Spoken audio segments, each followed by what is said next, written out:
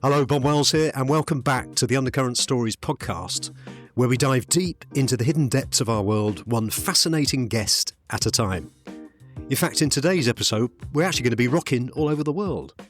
He was the powerhouse behind the drums of one of the UK's most iconic rock bands, a founding member of Status Quo, and the man who laid down the beats for hits like Caroline, Down Down, and Rockin' All Over the World. That's right, today we're joined by none other than John Coghlan. Hello, welcome to Undercurrent Stories, John. Well, thank you, Bob. That's very kind of you to invite me. Thank you. Yeah. It's great to see you. We're in the Cotswolds in a very, very pleasant pub. Yes. I think we were saying just before the interview, John, that last time I saw you, you didn't see me, of course, but the last time I saw you would have been in December 1977. Wow. At the Hammersmith Odeon. What a great gig that was. Yeah. Also, Hammersmith, I have great memories of that. Certain gigs we did in Glasgow, of course, live album. But it's great. I mean, we toured as you know, all the time. And it was great. And I'm pleased I did it because it's something to do. Well, it was a fantastic time. Yeah. I was brought up in the 70s and at the time we had, I think, posters in our bedroom. We had one wall with QPR, Queen's Park Rangers Football Club, and the other one was with T-Rex, Status Quo and Thin Lizzy. Yeah. So it's great to meet you, finally. Cheers, lovely, thank you. Yeah, it's always interesting how, when you meet rock stars, how when you're younger and you're a teenager and they're sort of 10 or 12 years older, how impressionable you are as a youngster. Yeah. I think you have to be very careful in your younger days because you can get involved in so many things. But, of course, you have this gung-ho sort of thing in your mind. You know, you just go, oh, well, they don't like it, so off we go, whatever. But it was great. I met Francis and Alan when I was in the Air Cadets at school, and they were at school also. We had a little band in the Cadets, and we did shadows, instrumentals, the three of us, and then these two guys coming in and saying, can we listen? And they came in a couple of times, and that was Francis and Alan. Then they invited me to join the band. That was 1962. So, that's what I thought. I thought at my age I was going to go in the Air Force. Got it wrong. You've always been quite interested in aircraft, haven't you?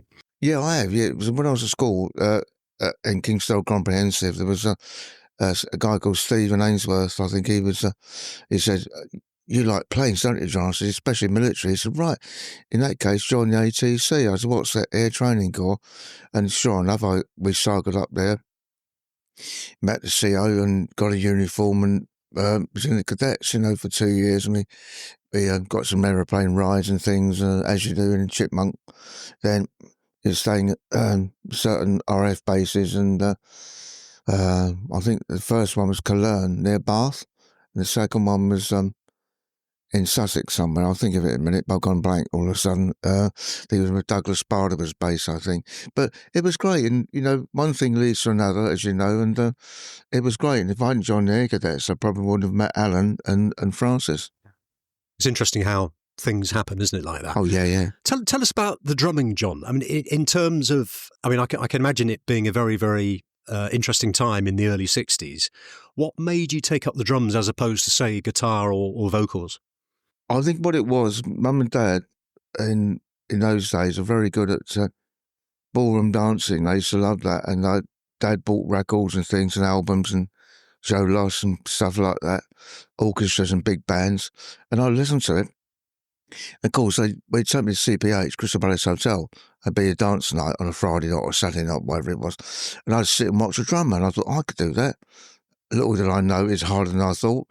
But I taught myself, and the funny thing is I write left-handed, drink my beer left-handed, but I play drums right-handed. Oh, right. And the only reason I think that happened that way is because I never saw a left-handed drummer, that always right-handed, like Ringo, John Bonham, say, Buddy Rich, all those people. And the first one I saw, I suppose I can remember at the top of my mind, was Phil Collins, played the other way around, because he leads with the left hand, if you like. But I took the notice of that. I mean, Ringo was left-handed, played right-handed. John Bonham was the same. And I think it's just how you teach yourself. And I did it, and the rest is history, really. And you just found that you had a natural sense of rhythm. Yeah.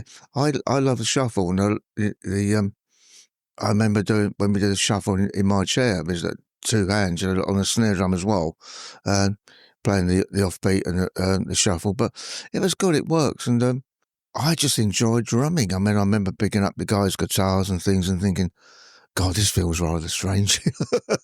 I suppose I should have learnt to play guitar, but playing drums is what I enjoyed doing, and I still enjoy it now, The Premier kits that you were sort of famous for, wasn't it?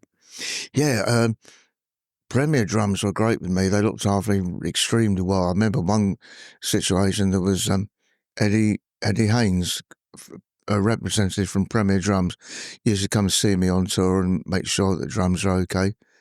And he said to me one day, "Oh, John, I understand you like Buddy Rich." I said, "Oh, I do. Yeah, I've never seen him play, but I've seen him on telly, as you do, Anyway, he said, "Would you like to meet him?" I said, "You're joking. I'd love to." Anyway, Quo was on tour and Rich was on tour. I think it was possibly something like we were in Manchester and he was in Preston at Guildhall or something like that. Anyway, it was all arranged for me and Eddie to go in the afternoon to say hello, and they was expecting me. And I remember walking up these stairs and to the stage door entrance, walking up the stairs, and I heard this roadie say, "Buddy, your guest is here." Because I stood out, like a sore thumb. I had really long hair. Mr. Rich is tidy and smart. And it was lovely. And I must say, he was lovely with me. I got some great photos of me sitting on his kit. He asked me, would I play his drums? And that's what I wanted the floor to open up and swallow me, Wow. It was great. And also, a journalist turned up with a photographer. And she said, "Well, Mr. Rich, you're the best drummer in the world. How do you feel about this guy, long hair, playing rock drums and something like that?" And he was lovely. I still remember to this day, he said to me, as I heard rather, "Excuse me, man, there's no need for that. He's doing his job, I'm doing mine." Wow. Yes. Respect. And in terms of sort of perfecting your skills as a drummer, John, did you spend many hours practicing? Not really. I don't know. Some guys spend hours and hours doing it, and all they want to do is do extremely fast drum solos. And I thought, I've done drum solos and got away with it. They've been very good, so I'm happy with that. I think Ringo's the same. I don't need practice, but I do what I do, and I do it well. Yeah. So, And what about now? Do you have a kit set up at home, and do you practice at all, or is it just when you gig? No, it's only when I gig, really. I've got 2 drum kits. I've still got my Ludwig Super Classic, which I bought in 1965, I think, or 64, from Drum City in Shaftesbury Avenue, London. It's the same one that Ringo had. Oh, yeah. Same colour and everything else. Oyster Pearl, they call it, I think. My other kit is my Yamaha 6000, I think it's called, with Zildjian cymbals, and that's the kit I use when I've been doing the jazz, which is not really jazz. It's John Coghlan's Quo Reimagined, and that is playing Quo songs, but with jazz musicians. Yeah. So Alex Still on keyboards, Ben Holder on vocals and violin, and Paul Jeffries on double bass, and it works out very well. And have you got any music coming out with, recorded with the Quo Reimagined? Yeah, there is a CD out and called John Coghlan's Quo Reimagined, and it sells a few now and again. We don't do lots of gigs because we feel that the 3 jazz musicians, they're busy playing with other jazz people. So, but it's fine, I'm happy with it. And also I'm sitting in with a band down the Rose and Crown called, it's a Quo Connection, and I'm playing drums for them. Also in London, the Half Moon in Putney, and Play and Break the Rules. When I say play with them, I'm sitting and do 3 or 4 songs. That's it. Yes, I saw on your on the Facebook site that you've got a gig coming up fairly soon with them. Yeah, that's right. Yeah. I haven't got the date with me, but it's on the internet. But and the book's doing well. Spud, that we spend a lot of time dealing with that. I sign it and Julie posts them. It's a fantastic book. We were talking earlier on. The book's name's Spud. Yeah. We'll talk about your nickname in a minute, if you don't mind. Yeah. It's interesting. The book is written by Stephen. Yes. And who sadly passed away. Yeah. And what I like about it is there's sort of 3 bits to it. There's the story about yourself. Yeah. There's the story and your life and times, and there's a story about Quo, how they formed, and also it's almost like a social history for people over the last 50 years, you see what's going on. Tax Exiles, the beginning of punk, changes in the band and everything. It's a fascinating book. Thank you. Yeah, it's good. And it's the amazing thing about when you pick up the book, it's really heavy. From most books are pretty light. And for some reason, it's, wow, someone's got their money worth there, They're great. It's and Mick Hughes put some stuff in, Bob Young, I think Bob, and some other people, but Bob there, Timber thing. But the Spud name, but I tell you how that came about. Days of Top of the Pops and possibly Pictures of Matchstick Men, Ice and the Sun around that time. We used to go to this boutique shop and buy a new jacket, a new shirt to go on Top of the Pops. And anyway, we're walking down, it could have been Garnaby Street or somewhere like that, or where the marquee is in Wardour Street. And Rick Parfitt was behind me. He says, John, he said, your trousers are a bit baggy around the back. And he looked like a bag of spuds. And that was it. That stayed, and also, enough for Run Lancaster. We was in France. I mean, can you believe we drove down to France, south of France, I think, when we was a young band called the Spectres, and in a little Ford van with little gear in the back. Anyway, the French promoter called Alan Duffnuff, because he's got a turned up nose, which sounds quite rude, really. And Rick was Reg, and Frame was called Frame because he thought he was one of our roadies, Paul, and he thought Francis looked a bit thin, like a wiry frame. So it's a bit like, the military, really. You get people have nicknames. Yeah. That's the way it is. And Spud stayed, and but there was also the Mad Turk, was the other name that I read that about. Came about. That was no, I don't because we were all had long hair. Yeah, and we walk off stage and go into the restroom, and my hair would be soaking wet, and I just put my head forward, put a rubber towel around it, and put it up. And Bob Young said, "You look like a Turk." And they called me the Mad Turk, and they always do something silly, that stuck, and the names are fine, but of course the hair's not there anymore. Tell me about it. There's a bit in the book where I think it was Rick Parfitt who said that they used to like to try and get you angry while you were playing because you played harder and better, and something would get you. And what was all that about? I saw that in the book as well. I don't remember that, but maybe. Maybe I was trying to ignore him. I don't know. No, we all did silly things, and it was just I remember some lady ages back saying to me, "How long do you play for on stage?" I said, "Well, generally 2 hours, depending on what it is. If it's a jazz, maybe an hour and a half." No, she said. No, it's longer than that. I said, "Have you seen a Quo concert then?" Talking about Status Quo. No. Well, how do you know it's longer than 2 hours? Well, you got to pack all your drums, you got to put all your guitars away. Yeah. I said, no, we've got road crew. And then she said, "What's road crew?" Oh, well, they're people who look after equipment. That's their job to set the equipment up. Their job to pack it down, put it in the trucks. Okay, she didn't understand, but another one said, "I saw you playing in 1976. Really? Where was that?" "Oh, Manchester." "Oh, yeah, some good gigs in Manchester." "Yeah," he said, "I waved to you, do you remember?" With the other 3,000? No, I don't remember. Oh, lovely, great. But that's life, that's fans. But we've had some lovely fans. I had a lovely time. They've been, can I say, well behaved. I mean, they've been great. I remember Alan Lancaster told me he went to see the Beatles once in the early days, and he said he couldn't hear a bloody thing because everyone was screaming. That must have been awful. Can you imagine that? And things are very different then, I suppose, with equipment. And I have a total respect for Quo fans. They've been lovely. Yeah. I'd like to talk about Quo in particular. That bit.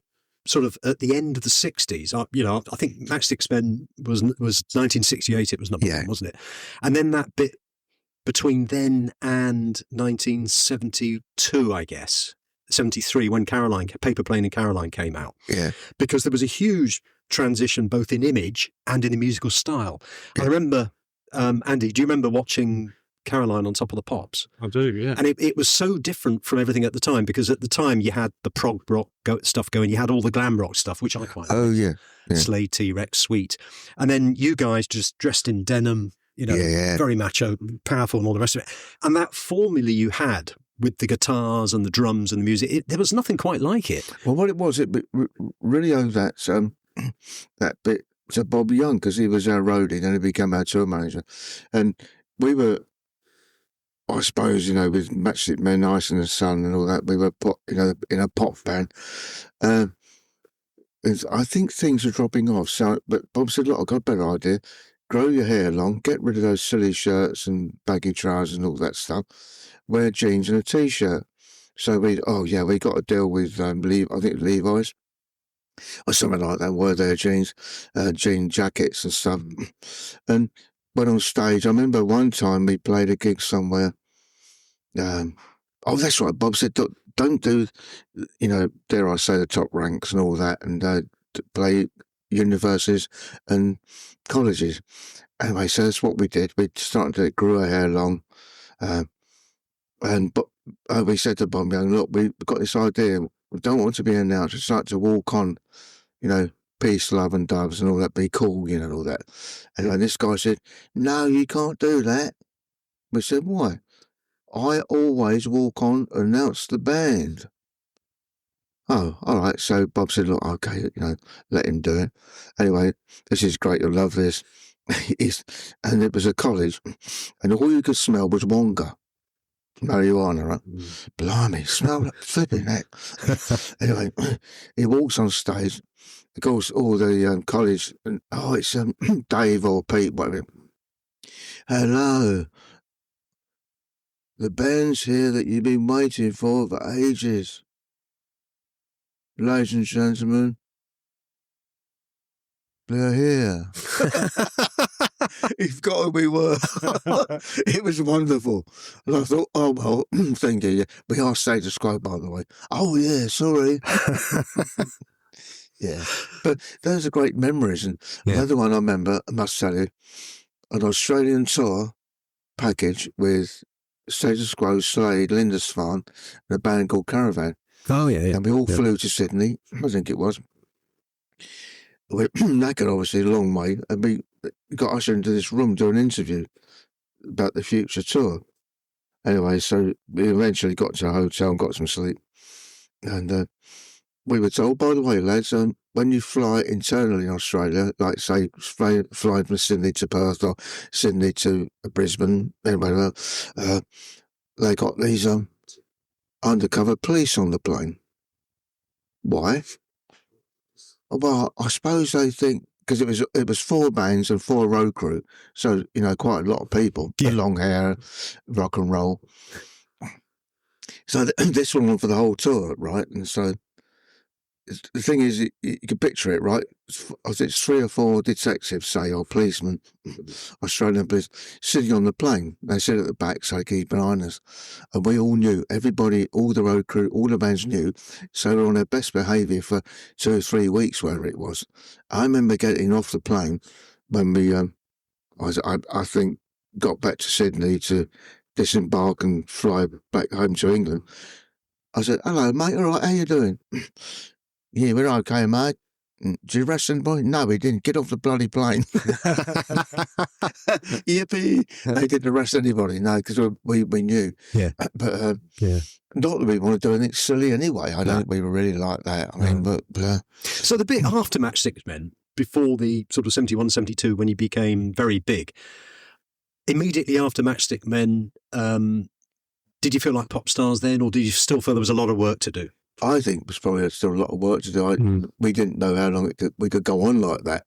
I don't know. And also, I remember I had a jacket that I wore when Pat Barlow was our manager, and we had this meeting in his house. And we're all standing there in the living room chatting away about these ideas that he had. And do you remember those electric fires that were in the wall? Yes. Those 3 or 4 bars. Yeah. Someone said, can you smell something burning? I looked down and my jacket was on fire. It was on fire with me in it. So we got rid of that. And that was a start. I think that was like, should we get rid of these silly shirts? And I suppose I think it's best thing we did. I think really was that Bob's idea of growing the hair long and changing our music style in my chair. I think was the start of that. Yeah, and never looked back. It was great, Then touring the world, and we toured Japan, Australia, New Zealand, Scandinavia, Europe, Canada, the States, and it was lovely. We had a great time. And the blues boogie sound that Status Quo were really known for, obviously that developed, I guess, round about the time of In My Chair, did it? Is it something you all suddenly thought, actually, this is what we want to do? Yeah, we did. Oh, yeah, because also I remember Rick Parfitt telling me how he played rhythm guitar. I've seen a lot of tribute bands doing Quo, the rhythm guitar especially, if you can imagine doing a fast Quo song, like Mystery Song, up and down strokes. All the strokes on his guitar were down strokes, and that's a good wrist. Yeah. And Alan Akers, the bass player, used to we'd work out a bass drum pattern, and I'd work with his bass. And the Francis, of course, doing the lead guitar and everything else, and also the vocals are very good, and they're very good songwriters, I feel, and Bob Young also, but. It was a good band. Yeah. I think there's quite a lot of tribute bands around at the moment still trying to do it. Some are good. I don't know any that aren't any good, but the ones I've seen have been very, very good at it, Hi, it's Pop here, just a quick interlude. Hope you're enjoying this episode, and if you would like to hear more interesting interviews, we have over 120 episodes to date with many fascinating guests talking about a wide variety of topics which include music, history, philosophy, fitness, food and drink, adventure, contemporary culture, and many, many more. I'm sure there's something that you'd really enjoy. So all you need to do is just visit undercurrentstories.com or search Undercurrent Stories in any of the podcast platforms. And now back to the show. It was interesting. I bought the album Quo with Backwater. I particularly like Backwater, and I used to play it in a band that I was in. Oh, yeah. And I found Francis's solos quite interesting, actually. They were almost, rather than just playing, the blues scale, he would actually make a tune out of it. Yeah. And that's that right. particular solo I used to play, and used to make a bum note every so often. But it was interesting at the time when it was sort of accepted that musicians were ripped off in the early 70s, wasn't it? Oh, God, yeah. And until Peter Grant came along. And one of the things that Stephen in the book explains very well is how the record company would get young musicians such as yourselves and say, just get the bottle of champagne, just order your taxis and all the rest of it. But of course, it was all put on your bill, wasn't it? Oh, yeah, of course, yeah.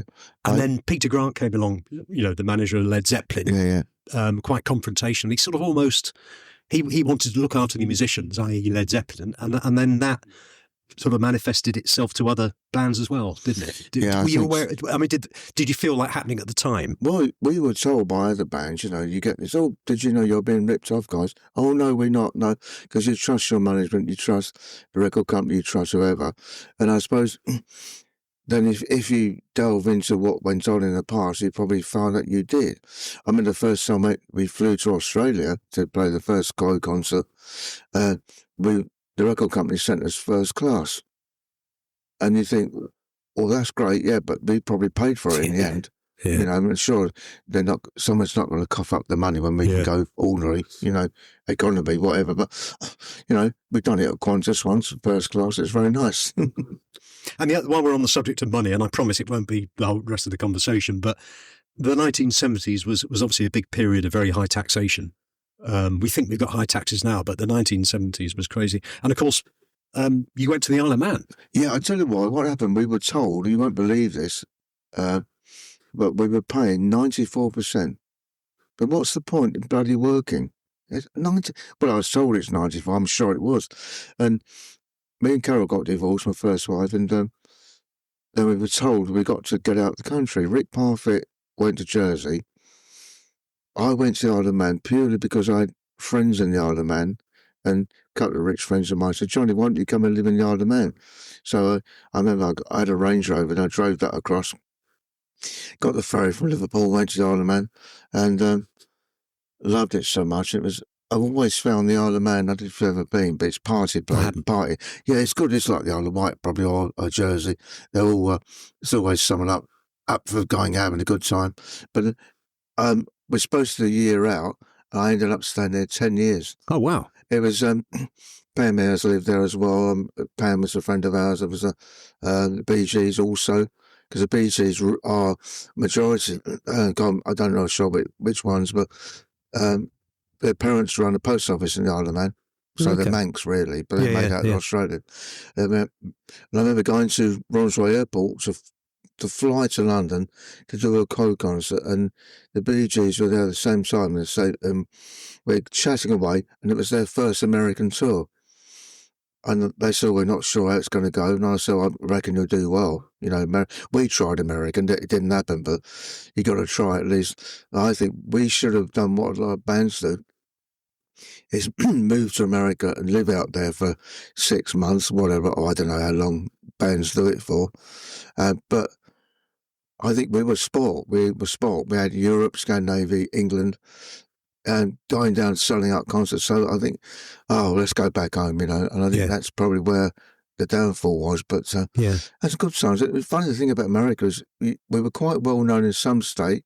You go to another state, no one's heard of you. Yeah. Really weird. It's interesting, isn't it, how a lot of English bands have done particularly well down under in the UK and in Europe, but then America's just another entity. It's quite different, and I don't know. I don't know if I could live there. I thought about it once, but I don't know. And and the reason I got back to UK, Pam Ayres said she's leaving Isle of Man to go live back in Oxfordshire. Anyway, Gilly was with me, of course, at the time, and I said, well, we're thinking of moving back. We've done 10 years, and I can't really play. So she said, why do you come stay with me and Dudley as a manager? But then she got married and come stay with me and Dudley in Oxfordshire. So we did. And we found a B&B. Then we found a estate agent and bought a little house where we are now in Oxfordshire. And we love Oxfordshire and Burford, and it's great. You know, it is a nice part of the world. And how do you find the local community? Very nice. And we have in our village, we have a little community called Sods. It's not a swear word, but it's Shilton Occasional Drinkers. And we drink occasionally, or more than occasionally. And it's great. It's all sorts of walks of life, and we all meet at someone's house, have a drink, or go to the pub. But socially, it's great, and the wildlife park's nearby, and so I'm a volunteer there on Wednesdays, and it's great, and it's just something nice to do. Yeah, you know. Yeah, I mean, obviously, you were with Quo for 20 years. Yeah. When you left, had you just decided that was enough? You'd sort of done your time, and that was it. Well, I think I'll be honest with you. I like a real out. I'm a beer drinker, and suddenly. Marijuana and cocaine came on the scene, and I remember trying it, and I thought, what am I doing? I don't like this. And I think one stage was a bit of coke and a drink, and Francis said, you shouldn't mix it. And being honest, I got to that point. I hate drugs, don't like drugs, didn't get involved. I like a pint down the pub, as my dad did, and my dad was a good beer drinker from Glasgow, and we had a lovely time. Me and Dad, we liked beer, trying beers. Anyway, I thought what we should have done is taken 4 or 5 months off, or 3 months, say, and just relax, then get back together again. But if we weren't touring, we're recording. If we weren't recording, we were touring. Yeah. And I remember going back to Holland, we in Lowestrax in Hilversum, recording one day, a lovely studio, and it's just massive explosion. And we stopped playing. What the hell was that? And we thought someone's amp had blown up. And I remember looking to my 10 o'clock position left, and there's a window with a door, and all the staff that in the office, all the girls in the office, saw them running out of the building, so we all run out after them. And I saw a tree outside, a thin tree, and it looked like sheet lining had hit the tree and gone down the tree, split it like a banana, and there's all smoke pouring out of it. And be lucky it didn't go under the ground and into the studio, because it held no what would happen. I suppose it's been earthed or so, but I presume. But I mean, what the hell was that? I mean, it's a 1 in a billion chance, that is. Yeah. Then we just carried on recording. What's your favourite couple of Quo tracks out of all of It's them? always been Mystery Song. Yeah. Rockers Rolling, a couple of Quo songs in my chair. And but what was nice, doing the Quo songs with jazz musicians. Me and Julie used to go to Warwick Hall in Burford once a month, see Paul Jeffries, the bass player, playing with lots of different musicians. And it's nice to get the brushes out and play with brushes, And I suppose it's because I'm an old boy, I'm 78 and member jazz, but you got to try all things, I think, really. There's lots of different ways of playing drums, and I'm always interested in looking at and seeing someone else play. But I always remember from jazz people I met in my time years ago, a drummer's job is to keep time and make the band swing. That's what I was told, and I've learnt that. Some drummers are too busy all the time. One thing I've never liked, when a guitarist is doing a solo, the solo is about 20, 30 mile an hour, the drummer's doing the same, there's no one keeping time. There are drummers who would disagree with that, but hey, everyone's their own. But there was a famous jazz musician who said something along the lines of, "It's what you don't play that counts." Yeah, I can't remember who it was. What you leave out. Yeah, that's right. Yeah. That's why I think Ringo was so successful with the Beatles, because he kept time and he was obviously told what to play. John Bonham, the same. Great drummer. I met John as well. Charlie Watts, been to his place in Shanley Walk. He was lovely. I've been a Stones fan all years. I remember when I was living with Mum and Dad, the Rolling Stones were playing in Forest Hill in a little club. I remember going along, got off the bus, and I said, "Oh, I'm not going there." I looked, and there was a massive queue. I mean, how ridiculous is that? I'm not going to queue up. I should have done, because they would have been really blues orientated in those days. Yeah. I'm talking about years back now. But did you ever see Jimi Hendrix? Did I see Jimi Hendrix? No, I didn't. But I remember playing in the band with Noel Redding and Eric Bell. Eric Bell from Thin Lizzy. Yeah, in Ireland. We did some little gigs in Ireland. Yeah. And Noel was really funny. He said he lived with his mum. He got a lovely house in Clonakilty. And he said, "I've got a bloody problem with this beam in my bedroom." He said, "I was sitting out there one night. He said, it got really hot in my room. So he said, I'll just try that window." Anyway, he said he walked over to it, because he'd been smoking a joint, by the way, and he gave it a good lift, and it opened. He went, "Wow!" And he did a silly thing. He looked out the window, and you've guessed it, he fell out the window. I said, "You must have broken your arm." "No," he said, "I was all right. I was one girl. I just flopped onto the ground." He said, "The problem is, I realised that Margaret, his mum, had locked the door. He's banging on the door, 'Mum!' And Margaret, "Who's that? Who's that?" "It's Noel, Mum." "You can't be Noel. Noel's in bed." "I was, but I fell out the window." He was lovely, and Noel was smashing, and lovely guy. Now, did you do gigs with Eric as well then? Yeah, Eric and Noel and me. Yeah. It was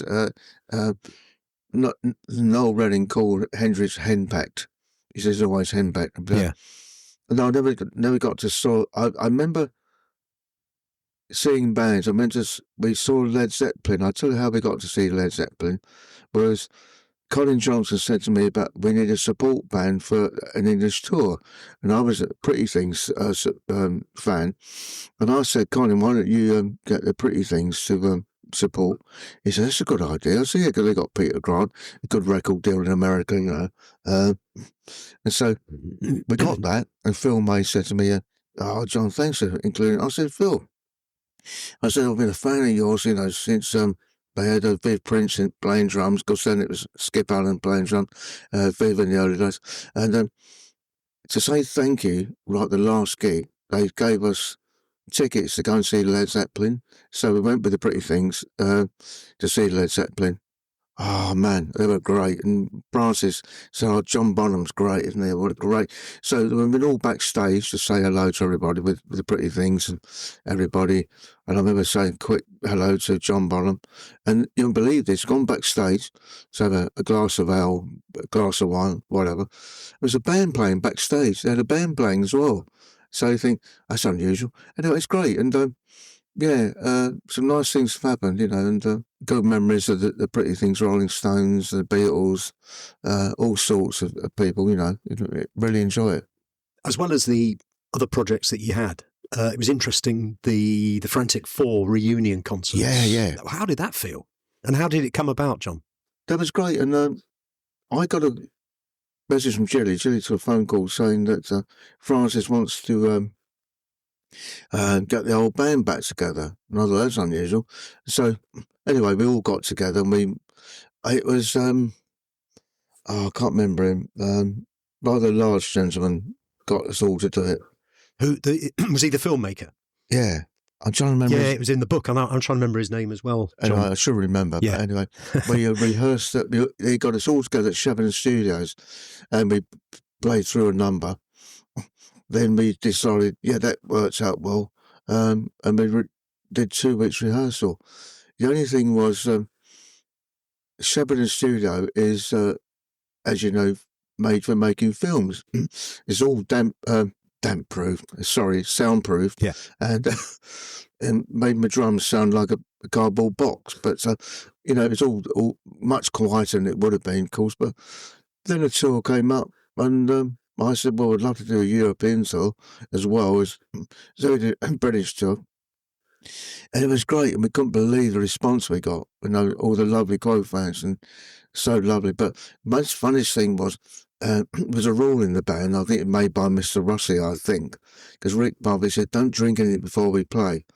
And always, when I play, I always have a pint before I play. Just the 1 pint? Yeah, everyone's their own, Well, it was really funny, and it was good fun. But Premier Drums lent me a drum kit and stuff. It was great, and also different for me and Alan Lancaster, because we hadn't toured on those luxury tour buses. Well, they were double deckers really, and it's fantastic, and a lovely lounge at the front with a microwave plus a fridge full of wine and beer. Oh dear, what a shame. And the bedroom's upstairs, and Alan Lancaster was with Dale, his wife, on their bus. Bob Young was there, and me and Jilly were on our bus, and the other bus had Francis and Rick and some of their crew, and the other 2 buses had road crew and catering, and the catering was excellent. We had breakfast in the gigs, lunch in the gigs, dinner in the gigs, and what was nice, the girl used to say, I can't remember her name of her, she said, what would you like on the bus? They give us a menu, so when we were playing, she was cooking, or they were cooking food backstage, and put it in little boxes in the fridge on our tour bus. So you come off stage, open the fridge door, glass of wine, find your box, your name on it, put it in the microwave, and something to eat. Oh, awesome. I remember me and Jerry were up at the top front, Alan and Dale at the back, and their bed up there. I remember putting my feet up on the where the window is, because they're massive windows, all blackened out. And I remember I said to myself, it's not a bad life, really. Got my feet up, and the bed was on to my right, if you can picture. And the bus went round loud and corner. I fell off where I was sitting, but I managed to land on the bed up the right way up, and not a drop of wine spill.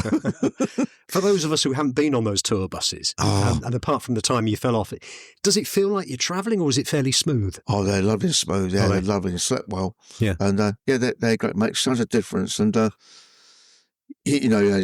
got a code on the door, so nobody can get in. Just for people to know the code.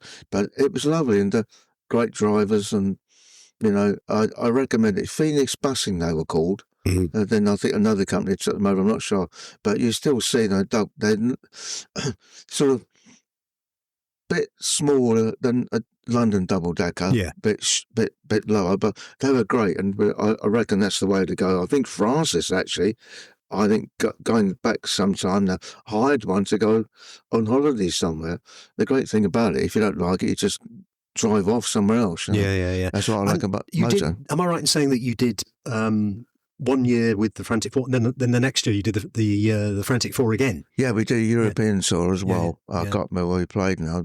And did the old magic come back for everybody, do you think? Yeah, it did, I think so. Yeah. Well, as far as I said, we all played well. Then I believe there's a thing in one of the papers saying he thought it was crap. But if that's the case, why didn't we rehearse it for 3 weeks instead? You know, But and as far as I'm concerned, it was great, and all the fans loved it. And you know, I remember me and Alan Lancaster and Dal and Gilly and Bob stayed in a hotel in Hammersmith, just across the road from the gig, and Francis and Alan stayed on their bus in Hammersmith, underground car park.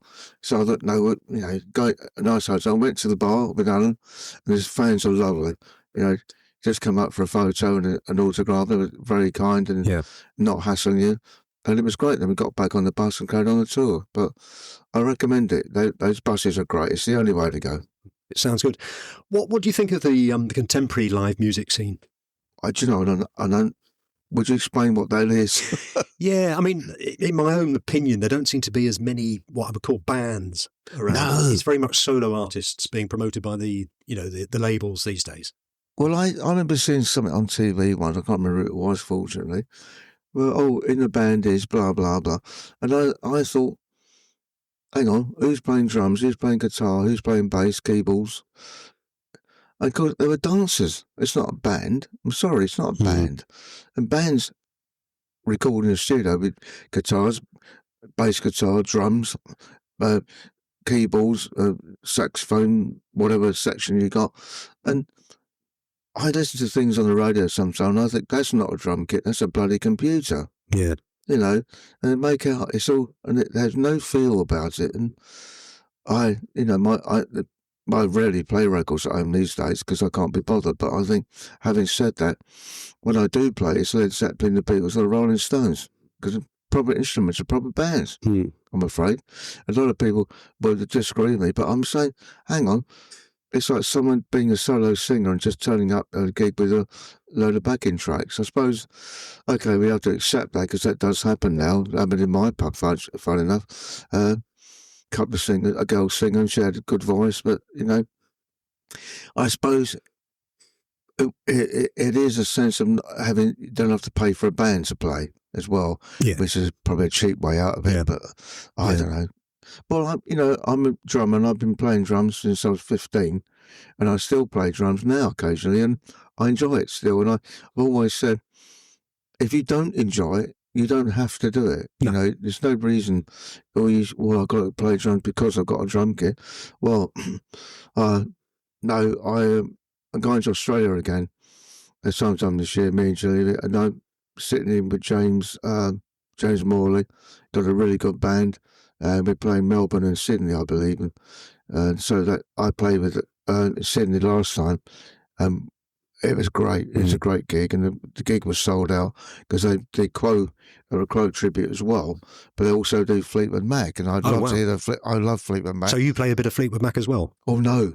I suppose, no, we didn't do any Fleetwood Mac songs, unfortunately, because I've always liked Mick Fleetwood, the drummer. He was a great shuffler, too, you know. And I said in the report somewhere, there's only two drummers around that can do it. One's Mick Fleetwood, one's me. Yeah. What would you say to any listeners who they fancy taking up the drums? What advice would you give them? Well, I get a good drum kit, pick out music you like and listen to it and see if you can do that. It's not about, as far as I'm concerned, it's not about being extremely busy on a drum kit. It's about keeping time, make the band swing. Really, because that's what a drummer's job is, to keep time. And then you can put little things in, like if there's a guitar solo coming up, you put a nice drum break in to bring the solo in and stuff like that, you know. And also, you have two pedals, a bass drum pedal and a hi-hat pedal. When you're playing the right cymbal, I've seen a lot of drummers recently not using the left foot. Well, you use the left foot to keep time with your snare drum. Or you can play 2 to the bar on the bass drum, 4 to the bar on the left hand, or the hi-hat, like John Bonham has, with a ching ring on it. Things like that. So sometimes I play certain songs and I play 4 different rhythms at once, both feet, both hands. And did you ever use a double bass kit? No, not double bass pedal. No, I've never used one. No, maybe I could cheat and use one. Maybe I don't know, but I'm happy with the drums I've got, and I've always liked what I call the Charlie Watts kit, or the Ringo-style kit: snare drum, bass drum, 2 toms, some hi-hats, ride cymbal, 2 crash, and that's it. That's enough for me. It's all I need. So as well as the trip to Australia this year and the work you're doing with the Quo Reimagined, have you got any other projects this year? We're going to start playing again next year. That's the plan. Warwick Hall was a nice gig in Burford. That's just down the road here, and that does well. But it's a nice gig, but I think we're going to leave that till next year. Yeah. And where can people find more about what you're doing? I think Gilly's got this John Coghlan at gmail.com. If not Facebook, on my page, which I think I should remember what it is. But John Coghlan.com, whatever it is, I don't know. Well, we'll put it all on the show notes. Yeah, thank you. That'd be great. Well, John, it's been really interesting talking to you and hearing about your life and life on the road with Status Quo. I know that having played in bands at school myself, you were a huge inspiration to many youngsters. Good. And inspire them to take up the sticks. My guest today has been John Coghlan, the original legendary drummer from the iconic rock band Status Quo. And you can find links to John and a link to the book, Spud, in the show notes. Thank you for coming on the show, John. It's been a pleasure. Thank you. Thank you very much.